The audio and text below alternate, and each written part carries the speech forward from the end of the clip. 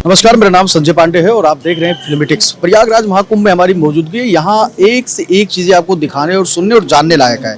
दिव्य और भव्य महाकुंभ इस बार हो रहा है। इसी कड़ी में हम आप पहुंचे हैं डिजिटल महाकुंभ यानी कि अनुभूति केंद्र, जहां अगर आप आते हैं तो आपको अलग तरीके की रोमांचित कर देने वाली चीजें दिखाई देंगी। अलग अलग तस्वीरें, अलग अलग झलकियां यहाँ पे दिखाई देगी। उसके बाद में आप जब यहाँ पे आएंगे तो देखेंगे कि बहुत सारी ऐसी तस्वीरों के माध्यम से, विजुअल्स के माध्यम से बहुत सारी चीजें दिखाई गई हैं जो आपको एक अलग अनुभूति कराएंगे, एक अलग एहसास दिलाएंगे। सबसे पहले यहाँ पे जब आप अंदर आएंगे तो उसको आपको एक विजुअल्स के माध्यम से एक वीडियो दिखाया जाएगा और उसके माध्यम से समुद्र मंथन के बारे में भी विशेष तरीके से आपको बताया जाएगा। यह डिजिटल सेंटर एक अद्भुत अनुभव प्रदान करता है जिसमें लोग 5 मिनट की फिल्म के माध्यम से महाकुंभ के इतिहास की एक झलक देख सकते हैं। इसके अलावा म्यूजियम में स्थित विभिन्न आकर्षक चित्रों और प्रदर्शनों के जरिए महाकुंभ के प्राचीन काल से लेकर आजादी तक के सफर की जानकारी मिलती है। यहाँ पे दर्शकों को महाकुंभ के आयोजन की शुरुआत, समय के साथ बदलाव और इसके महत्व के बारे में एक नई डिजिटल दृष्टि मिलती है। केंद्र में आए लोगों का कहना है कि उन्होंने एक नया अनुभव मिला है जिसे उन्होंने पहले कभी नहीं देखा था। यह पूरी तरीके से महाकुंभ के ऐतिहासिक सांस्कृतिक धरोहर को समर्पित है। एक अभिनव की तरीका है जो अपने आने वाली पीढ़ियों के महान पर्व को समझाने में मदद कर रहा है। सबसे पहले हम आपको यह भी बताएंगे कि जो यहाँ पे पिक्चर्स दिखाया जाता है 2 मिनट का, कि समुद्र मंथन कैसे हुआ था, अमृत की बूंदें पृथ्वी पर कैसे पड़ी थी, उसके बाद जहां जहां पड़ा था उसके भी बारे में यहाँ पे सचित्र वर्णन किया गया है। विजुअल्स के माध्यम से, वीडियो के माध्यम से, ऑडियो के माध्यम से दर्शकों को समझाया जा रहा है। अब आप देखेंगे कि यहाँ पे गंगा जी की जो डिजिटल के माध्यम से गंगा जी को बहते हुए दिखाया जा रहा है। कलकल करती हुई गंगा जी कैसे धरती पे गिर रही है उसको एकदम डिजिटल के माध्यम से दिखाया गया है। मैं अपने कैमरा पर्सन सहयोगी से कहूंगा कि हमारी तरफ पड़े करें। अगर मैं यहाँ पे खड़ा होता हूं तो आप देख नहीं सकते, आपको अनुभूति होगी कि मैं एकदम गंगा के किनारे खड़ा हूं और गंगा जी मेरे पीछे से गुजर रही हैं बहुत तेज बहाव में। तो आप देख सकते हैं कि किस तरीके से इस डिजिटल महाकुंभ को उत्तर प्रदेश की योगी सरकार ने तैयार कराया है, खासकर श्रद्धालुओं के लिए। उसके बाद आप यहाँ देखेंगे तो सरस्वती जी को, माता सरस्वती को आप बोलते हुए देख सकते हैं। वो चीजों को बता रही है कि किस तरीके से भारत का इतिहास रहा है, सनातन धर्म का क्या इतिहास रहा है, वो आप देख सकते हैं तस्वीरों के माध्यम से। आपको ऐसा अनुभूति होगा कि मां सरस्वती आपके सामने आ गई है। उसके बाद मैं अपने कैमरा पर्सन से कहूंगा कि जितेंद्र से कहूंगा कि वो और आगे आए। अभी बहुत कुछ ऐसा इसमें बनाया गया है, दिखाया गया है जो आपके देखने और सुनने लायक है। तो मेरा तो साफ तौर पर कहना है कि आप लोग एक बार जरूर आए। यहाँ से आप एंटर करेंगे, उसके बाद जो सामने जो नजारा है वो और दिव्य और भव्य है। हम आपको बताएंगे कि ये देखिए कि यहाँ पे जैसे कुंभ में किस प्रकार की लोग आराधना करते हैं, किस प्रकार से लोग तपस्या करते हैं, उसके बारे में विस्तृत जानकारी दी गई है। चाहे वो कल्पवास हो या फिर सना बैथिंग ऑफ रिचुअल, यानी कि जो अलग अलग जो नहाने आते हैं, अलग अलग देश विदेश से श्रद्धालु आते हैं। उसके बाद माना जाता है कि यहाँ पे अवतरित हुए थे, उनके जो फलदायी होता है योग, शाम की साधना कैसे करना है, दान कैसे करनी है, उसके बारे में जो विस्तृत जानकारी यहाँ पे दी गई है। उसके बाद यहाँ पे जो तस्वीरों के माध्यम से आप देख सकते हैं कि भारत के ऐतिहासिक धरोहर यानी कि प्रयागराज महाकुंभ को डिजिटल के माध्यम से कितना दिव्य, भव्य और नव्य बनाने की कोशिश की गई है। आप यहाँ देखेंगे तो आपको पता नहीं चलेगा कि लगता है कि नीचे गंगा जी बह रही है और ऊपर घर बने हुए तमाम परिवार वाले जो है, साधु संत है, वो स्नान कर रहे हैं, कोई यज्ञ कर रहा है, कोई अलग अलग तरीके का अनुष्ठान कर रहा है। उसके बाद आप इधर देखेंगे तो साफ तौर पे आपको ये लगेगा कि आप प्रयागराज यानी कि गंगा के घाट पर आ गए हैं और यहाँ पे तमाम वो साधु संत, दिव्य चीजें यहाँ पे आपको देखने को मिल जाएगी इस अनुभूति केंद्र में। और इसका किराया मात्र 50 रुपए है। अगर आप आएंगे तो आपको 50 रुपए देना पड़ेगा। उसके बाद में आप इस अनुभूति का मजा ले सकते हैं। आप भी इस अनुभूति को अपने अंदर जान सकते हैं कि किस प्रकार की अनुभूति आपको देखने और सुनने को यहाँ पे मिलने वाली है। कैमरा पर्सन से मैं कहूंगा इसमें नाव भी बनाए गए हैं कि जैसे ऐसा लगे कि एकदम एग्जैक्ट लगे कि आप उसी लोकेशन पे पहुंच गए, यानी कि गंगा घाट पे पहुंच गए हैं। तो उस तरीके से इसको बनाया गया है, इसकी साज सजावट की। उसके बाद आप आएंगे तो फिर अब पड़ता है कुंभ वीथिका। कुंभ वीथिका यानी कि कुंभ गैलरी में आपको दिखाया जाएगा कि उन साधु संतों के दर्शन कराए जाएंगे डिजिटल के माध्यम से, फोटोग्राफिक्स के माध्यम से, और उनकी पूजा पाठ पद्धति को लेकर बताया गया है। और गंगा घाट की तस्वीरों को भी यहाँ पे चित्रों के माध्यम से, डिजिटल के माध्यम से उकेरा गया है। उसके बाद गंगा स्नान में जो नागा साधु हैं, साधु संत हैं, उनको नहाते हुए यहाँ पे दिखाया गया है। उसके बाद जो ये इस तरफ जो तस्वीरें हैं वो अलग तरीके की प्रेजेंट कर रहे हैं, वो दिखा रहे हैं कि कैसे हमारे नागा साधु जो थे वो हमारे सनातन धर्म के रक्षक भी थे।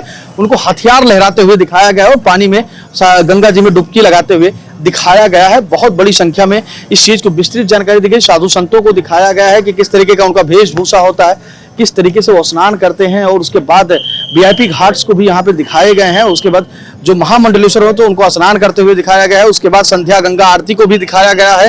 अलग अलग चीजों को यहाँ पे दिव्य संगम को दिखाया और व्यवस्थित किया गया है, जिससे जो श्रद्धालु आ रहे हैं, देश विदेश से सैलानी आ रहे हैं, वो महाकुंभ के इतिहास और महत्व को जान सकें। उसके बाद ये दिखाया गया है, सबसे बड़ी बात है कि बताने की कोशिश की गई कि जब समुद्र मंथन हुआ, जो अमृत की 4 बूंदें गिरी वो कहाँ कहाँ गिरी थी, तो उसके बारे में भी विस्तृत जानकारी दी गई है कि नासिक में गिरा था, उज्जैन में गिरा था, प्रयागराज कुंभ में गिरा था और हरिद्वार में ये 4 बूंदें गिरी थी। इसके बारे में भी बताया गया है कि कब नासिक में कुंभ लगता है, कब उज्जैन में कुंभ लगता है और कब प्रयागराज में कुंभ लगता है, हरिद्वार में कुंभ कब लगता है। लेकिन इस वक्त हम प्रयागराज में है जहां पे महाकुंभ लगा है, इसलिए यहाँ के बारे में बताते हैं। इसमें लिखा है साफ तौर पे, कुंभ मेला यहाँ तब आयोजित होता है जब बृहस्पति वृषभ राशि में और सूर्य मकर राशि में होता है।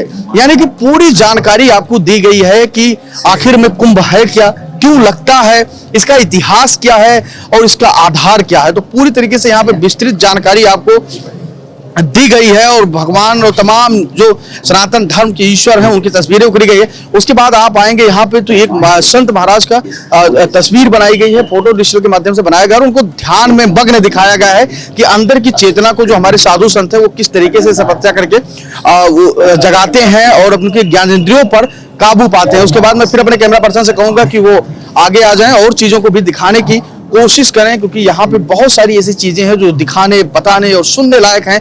इसलिए देखा जा रहा है कि यहाँ बड़ी संख्या में जो श्रद्धालु हैं वो पहुंच रहे हैं और यहाँ एक अलग अनुभूति वो प्राप्त कर रहे हैं कुंभ में गंगा स्नान के बाद।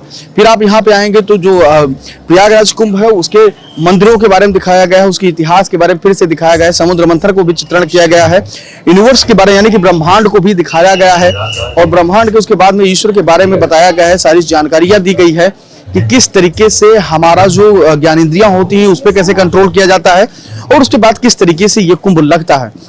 उसके बाद जो देश के महान पुरुष हुए या देश के जो प्रधानमंत्री हैं नरेंद्र मोदी, योगी आदित्यनाथ, महात्मा गांधी, उनके बारे में उन्होंने कुंभ को लेकर क्या कुछ कहा उसके बारे में यहाँ पे लिखा है। महात्मा गांधी कहते हैं कुंभ को लेकर कि बापू लिखते हैं कि तीर्थ और गंगा में लोगों की आस्था अद्भुत है। कुंभ की भीड़ ने महात्मा को एक ही स्थान पर भारत की झलक दिखाई। कहा जाता है जहां भी बापू ठहरते थे वहां उन्हें देखने के लिए बड़ी संख्या में लोग आते थे। प्रधानमंत्री नरेंद्र मोदी का कहना है कि कुंभ मेला एकता का एक भव्य यज्ञ है जहां सभी प्रकार के भेदभाव त्याग के रूप में समर्पित किए जाते हैं। यहाँ प्रत्येक भारतीय जो संगम में स्नान करता है एक भारत श्रेष्ठ भारत की अद्भुत तस्वीरें प्रस्तुत करता है। उसके बाद में योगी आदित्यनाथ जो सूबे के मुखिया हैं, जिनकी छत्र छाया में इस तरीके की दिव्य और भव्य व्यवस्थाएं की गई, उन्होंने कुंभ को लेकर कहा है कि महाकुंभ केवल एक धार्मिक और आध्यात्मिक उत्सव नहीं है बल्कि यह संगम नगरी के लिए विश्व भर के लोगों को अपने उत्कृष्ट अतिथि सत्कार के लिए अद्वितीय अवसर प्रदान करता है। अमिताभ बच्चन की भी यहाँ पे तस्वीर लगाई गई है। अमिताभ बच्चन क्या कुछ सोचते हैं कुंभ को लेकर, उन्होंने भी उनकी बातें लिखी गई है कि मेरा यहाँ से बहुत सी यादें, क्योंकि मेरा यहाँ पूरा बचपन यहीं भी था। हम रोज सुबह 4 बजे संगम गंगा यमुना और अदृश्य सरस्वती के मिलन स्थल पर पवित्र स्नान करने जाया करते थे। जब हम बड़े हुए तब हमने विज्ञान को समझा, वास्तव में कुंभ अद्भुत है। उसके बाद मैं अपने कैमरा पर्सन से कहूंगा कि थोड़ा सा उधर का नजारा दिखाएं, क्योंकि यहाँ ऐसी ऐसी चीजें लगाई गई है कि आपको रोमांचित कर देगी, आपको सोचने पर मजबूर कर देगी। यहाँ पे नारद जी को लगाया गया है उसको डिजिटल के माध्यम से। उसके बाद में यहाँ पे एक माइक रखी गई है, उस पर लिखा है माइक उठाए वार्तालाप के लिए बटन दबाएं, यानी कि आप सीधा नारद जी से बात कर सकते हैं। मैं अपने दर्शकों से कहूंगा कि देखिए किस तरीके से नारद जी बात करते हैं। नारद जी, इस बार का कुंभ कितना दिव्य और भव्य होने वाला है, तो आप देख सकते हैं कि किस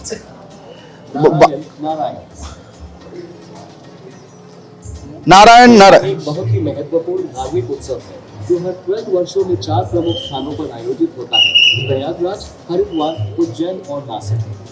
अगला कुंभ मेला 2025 में हरिद्वार में आयोजित होगा। कुंभ मेले की अवधि सामान्यतः करीब 48 दिनों की होती है, लेकिन सटीक तिथियां और समय स्थानीय प्रशासन और धार्मिक पंडालों द्वारा तय किए जाते हैं। तो देख सकते हैं कि नारद जी ने अपना जो प्रवचन था, जो ज्ञान था, देना शुरू कर दिया। हमने उनसे पूछा माइक उठाए के कि नारद जी इस बार का कुंभ कितना दिव्य और भव्य, उन्होंने बहुत विस्तृत तरीके से जानकारी देनी तुरंत शुरू कर दी। और आप देख सकते हैं कि यहाँ पे अलग अलग तरीके से और चीजों को भी चित्रित किया गया। यहाँ पे इंडिया भारत के इतिहास को भी दर्शाया गया एक बड़े किताब के जरिए। देख सकते हैं आप यहाँ पे, ये डिजिटल है पूरी तरीके से, अपने आप पढ़ने पलटते हैं। आप इसको हाथ से, बटन से आप रोक भी सकते हैं अगर पढ़ना है आपको। उसके बाद कुंभ के तमाम चित्रों को लगाया गया है। कुंभ कब, कहाँ, कैसे लगता है, इसकी इतिहास क्या है, द फेस्टिवल ऑफ इमॉर्टैलिटी, मतलब अलग अलग चीजों को भी यहाँ पे दर्शाया गया है। उसके बाद भारतीय सभ्यता को भी पूरी तरीके से दिखाया कि गंगा घाट पे किस तरीके का आरती होता है, किस तरीके की तैयारियां होती हैं और किस तरीके से ये कुंभ पूरी तरीके से चलता है। आप यहाँ भी देखेंगे कि कुंभ के लिए खुद को मानसिक और शारीरिक कुंभ की शुरुआत कैसे हुई, इसके बारे में भी यहाँ पे आप जान सकते हैं। और ये यहाँ पे जो साधु ऋषि महात्मा वो आपको बताएंगे कि किस तरीके से डिजिटल के माध्यम से कि कुंभ की शुरुआत कैसे हुई। उसके बाद प्रयागराज और माघ मास का क्या महत्व है, इसके बारे में भी बहुत सारी जानकारियां आपको मिल सकती हैं। आप यहाँ पे माइक रखा है, इसके माध्यम से आप यहाँ पे चीजें सुन सकते हैं कि आखिर में कि क्या कुछ कहा जा रहा है। इसके माध्यम से आप यहाँ पे कुंभ के इतिहास और महत्व को सुन और जान सकते हैं। तो अलग अलग तस्वीरें यहाँ पे बनाई गई, अलग अलग तरीके से यहाँ पे व्यवस्थित करने की चीजें की गई।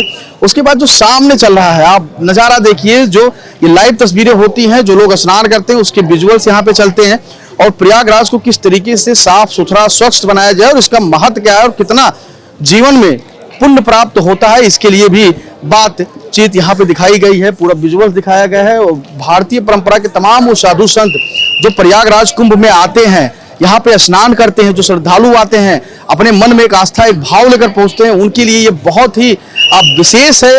ये डिजिटल महाकुंभ वो आए यहाँ पे डिजिटली तरीके से अपने इतिहास अपने महत्व को देखें और जाने कि सनातन धर्म कितना पुराना है, इसकी आस्था कैसी है और कुंभ आखिर में प्रयागराज में क्यों लगता है, महाकुंभ क्यों लगता है और समुद्र मंथन क्या है, इसकी इतिहास और विशेषताओं को जाने, ये क्या कुछ फल देने वाला होता है, इसके बारे में भी आपको विस्तृत जानकारी यहाँ पे मिल जाएगी। कैमरा पर्सन जितेंद्र के साथ मैं संजय पांडे, फिल्मीटिक्स प्रयागराज महाकुंभ।